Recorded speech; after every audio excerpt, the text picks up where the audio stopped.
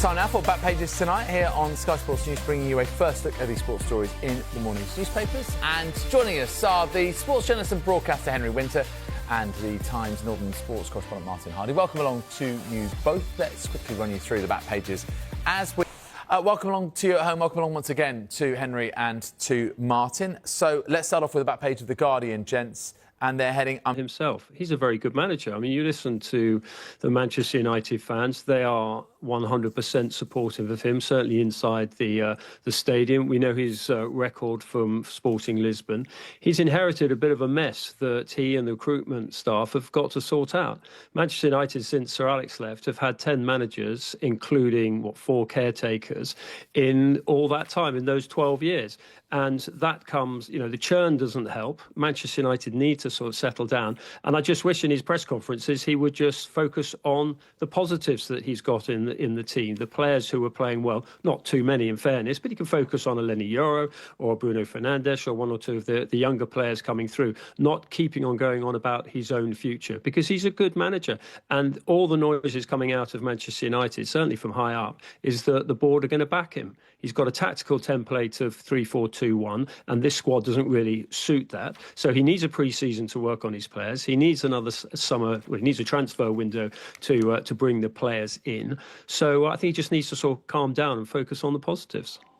And if they are going to back him, well, I guess that the headline of the Mirror on the back page... 5 seasons. He could do with building them a little bit, but for him to keep talking about himself doesn't help the players at all. We are well into his first season now, and this is the 16th in the Premier League with 17 defeats, and that's just not acceptable for Manchester United. The system Henry talks about is Ruben Amorim's way of playing, but it's not the way of playing with these players. And the glorious moments that he's had as manager at Manchester United have been the late comebacks at Everton and Liverpool in the Premier League and in the quarter-final of the Europa Cup. And you were thinking, is that because of him or is that despite him? Is that when Bruno Fernandes is just going, right, I'm going to take this game by the scruff of the neck and do what I need to do? Manchester United are not in a great financial position. I suspect they would back him anyway. However, I don't actually think they have a choice to say for the second summer running, we're going to back a manager and then 2 or 3 months later pay off this huge dividend to get rid of him and then start this whole process again. I am not personally convinced he is the right man for Manchester United. A bit of a joke, maybe 10, 15 years ago, but now that is the reality. And they're backing Amorim. I think he needs to be more consistent with his message. At the minute, it's a club that doesn't seem to know which way it's going to get itself through the chaos.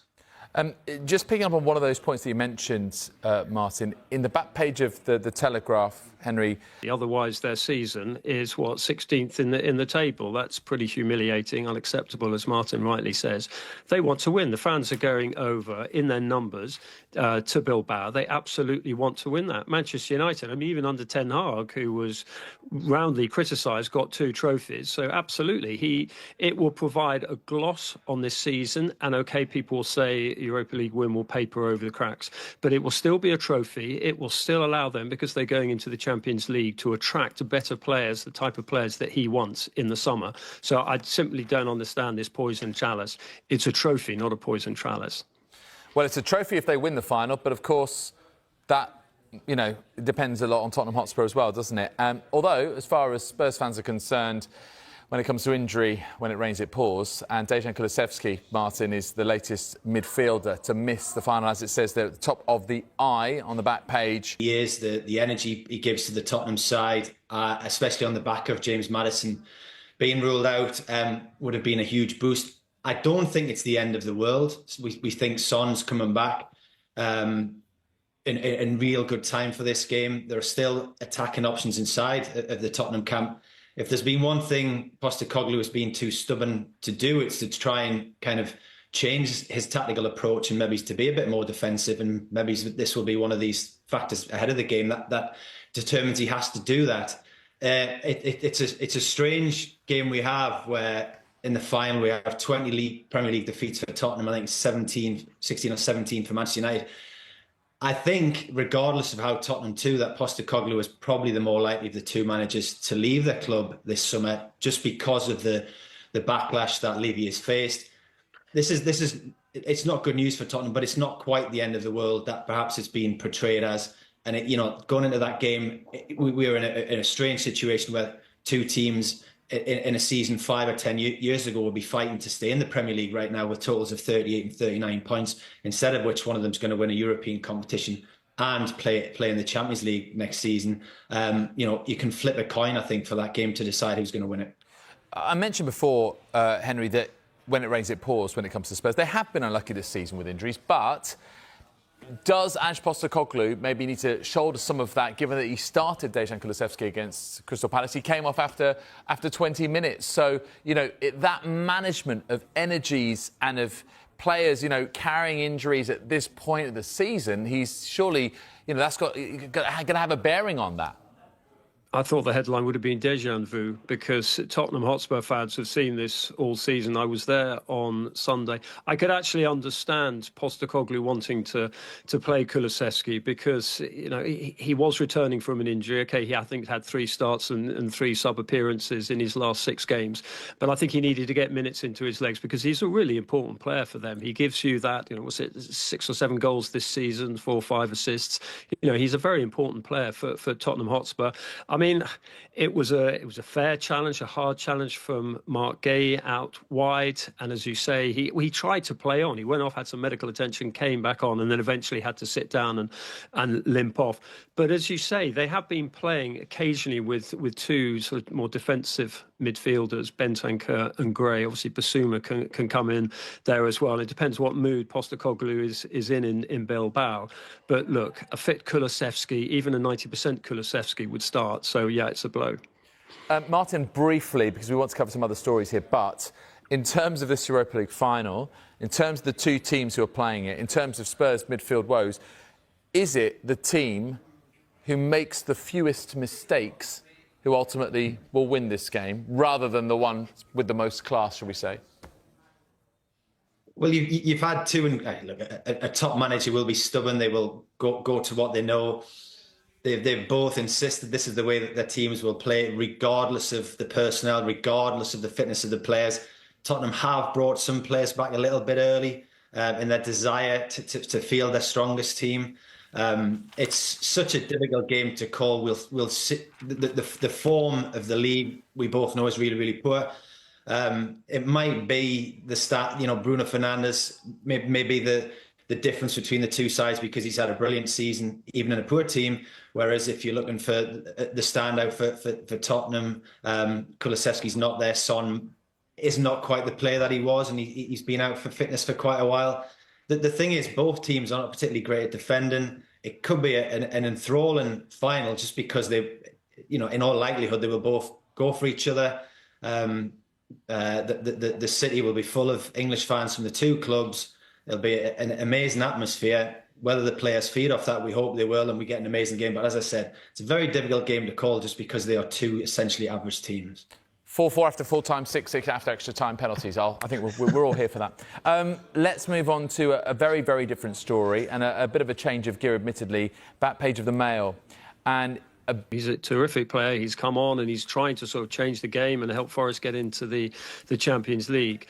But he shouldn't have been in this situation. The offside flag should have been raised immediately. Elanga started going. Elanga was almost expecting the offside flag to go up. So absolutely, everyone is concerned about the player, and Olena's comments there just completely echo that. Their prayers are with their brother. And it's a hugely serious situation, and you absolutely wish him the best.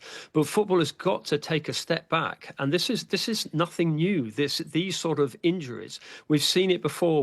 I was at Molineux when Rui Patricio got in it. He collided with Conor Cody when Mo Salah was clearly offside, and play was allowed to go on. We've seen it with John Stones. We've seen it with Edison.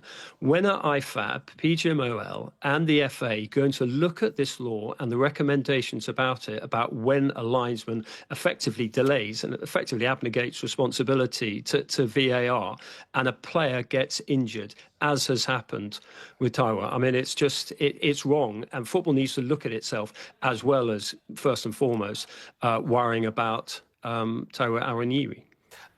Martin, again, as brief as you possibly can on this story, and on Henry's point about the offside law and how it's applied and the protocol from IFAB, and your thoughts on that?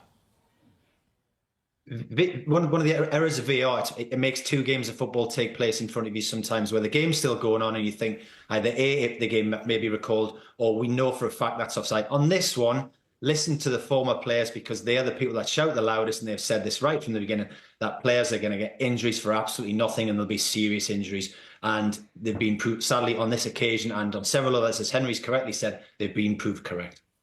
All right, thank you very much indeed for the moment, guys. We're going to take a quick break, and when we come back, we'll look at more of the sports stories in the morning's newspapers, including... You're watching Back Pages tonight. Welcome back to you at home. Welcome back to sports journalist and broadcaster Henry Winter and the Times Northern sports correspondent Martin Hardy. Right, gents, we're going to switch to golf and back page of the Telegraph.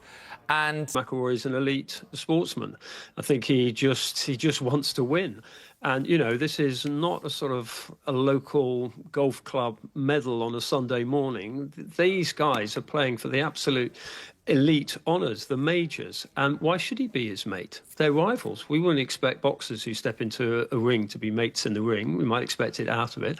I mean, some of the great sports we've seen down the years, you go back to Coe and Ovet, have been rivalries, different characters. I think it's fantastic. And I have to say I'm on McIlroy's side in this one. I think anyone who knows him knows that when he goes out and competes, whether it's on the practice ground, he is just absolutely laser focused. And this is what he is when he's playing against DeChambeau. Why should he be sort of chatting, how's your weekend, how's your family, where are you going for Christmas or where are you going for dinner or stuff like that? It's not a social. This is, they're competing for the majors. So I think all power to Rory. And the next one is right, around the corner. It starts on Thursday at Quail Hollow. It's the PGA Championship. And I think this is the thing, isn't it, Martin, is that now we've got momentum into the sort of the major season in golf in 2025. We've had the Masters, now the PGA Championship, Quail Hollow. Both of these players have got a great chance. So are you expecting maybe more where this came from? Any more sparks to fly? I'm not sure the sparks need to fly for McIlroy. It was a really good interview, and inside the interview, to those who spend their life videoing great moments instead of actually living the interview, I think Rory McIlroy's in a slightly different place now. He's very much, I've done what I wanted to do. I wanted to do the Grand Slam since I was a child, and I wanted to be world number one. Now I've done them. Whether that makes him even better because that's off his shoulders and he can relax and play a bit more. I'm sure the determination inside him, as Henry said, that fighting spirit will be roused every time he comes up against the very best. But there is something different about Rory McIlroy now, in that he's achieved everything he set out to do. Of course, as sports fans, we want to see him go up against DeChambeau all the time and hopefully beat him, which may happen again in this one. The course favours McIlroy, so we'll see what happens. But yeah, he's in a very, very good place at the minute, and it's his kind of course, so you probably wouldn't want to be playing against him. Let's move to the back page of The Sun. Slot flirts with Bundesliga games this season. Very versatile player. He can play out wide. He can play probably as a left-sided 10. Often, by Leverkusen, occasionally in a sort of 3-4-2-1 system, which doesn't necessarily suit Liverpool or Manchester City. But a player of his calibre, we're talking a player touching world-class elite level. He's an outstanding player. So absolutely, he would enhance Liverpool's attacking options. He would enhance Manchester City's attacking options, and they need one obviously with De Bruyne, even though he's in fantastic form, with him leaving the club. So I look at the fee and it's 126 million, and that's what it's stated as, and okay, that might drop slightly, but that still seems quite a substantial battle and a chunk of your transfer budget if you're needing to also to strengthen elsewhere. So yeah, look, you're right. I think whoever gets him will probably be favourites for the title. Martin, I'm going to get your thoughts briefly on this one. Who would he suit better and why? That's a nice, easy question to throw at me. Very difficult to answer that, and I genuinely don't know. Pep will undoubtedly make an attacking player better in a more structured environment. Liverpool perhaps do need that. Liverpool's target at the minute, I suspect, is to go further in the Champions League, and he would make them more dynamic, and perhaps that's that little bit that they're missing. What's quite worrying is if you're one of the teams trying to catch Manchester City, is that in this terrible season they're having, which they could finish second, third, fourth, fifth, and win the FA Cup. To counter that, as Henry said, 126 million on this transfer, 50 million on Nico Gonzalez, 60 million on Omar Mamouche, and that would certainly put them. We'll see what happens in the case if that eventually does come to fruition. But it puts them amongst one of the real leaders to win the Premier League next season. And it's 4 out of 4 before this one, 6 out of 7. There was a very good piece by Matt Walton in The Athletic a couple of days ago, going back to Derby County winning the league title in 1975. And I think it was 11 different teams in 14 seasons won the English top division. Now it's very, very difficult to wrestle it up from the control of 2 or 3 different clubs. And when you see an Aston Villa or Newcastle pushing hard to get amongst the top 2 or 3, and then Man City are prepared to spend £250 million in 6 months, it just shows you that gap is so difficult to bridge. Really, really quickly, if you can, Henry, just a story in Martin's paper, The Times, on Serena Williams' husband, Alexis Ohanian, buying at 200 million quid. But we have to remember this is also in a 24-hour period when Blackburn Rovers in the second tier, their owners have taken away their funding from their, very ambitious, and a good, hard-working women's team. So, look, it's not all completely rosy in women's football. No, that's a really important context to put on that. Henry, thank you very much indeed. And Martin as well, thank you. Really appreciate your insights and your company tonight. If you missed any of the show, then there's another chance to see Backpages tonight at 1:30. The show also available as a podcast. Just download Backpages on Apple, Spotify, wherever. In the playoff semi-finals between Leyton Orient and Stockport County. And it's the O's who are heading to Wembley.